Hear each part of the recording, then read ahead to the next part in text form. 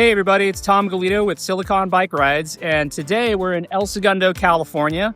Not just a place to leave your wallet anymore. In fact, El Segundo is the fourth largest city in the world for defense spending, and that means a lot considering there's only 1,600 people who live here. Right now, this is the hub of where all defense spending, drone company startups, space startups, and military enablement startups are based. And the community is really vibing here. All right, the conversation of today is valuation. A very important question that founders will get asked at cocktail parties, investor pitches, and it's really not designed to ask what your valuation is. A structured process is going to figure that out with people who know what they're doing. What the question is to determine is who you are and where you're at as a founder. Really, it comes down to what aptitude you're at.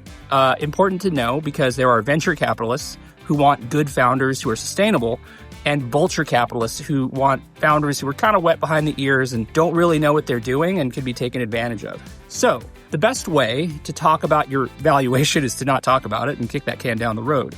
But if pressed, it's important that you have a real story and not just, well, I think my company's valued at 15 million because other companies like mine were valued at that. Now, the best way to do it is to have a conversation about revenue and then start talking about the expected revenue of the company, and then start talking about revenue multipliers. And that can either be done just straight revenue or EBITDA. And once you have those in place, you can start to think about, we're going to do $5 million, and at a $10 million multiplier, we think that the company is going to be worth $50 million in, X amount of years, discounted by whatever the risks are.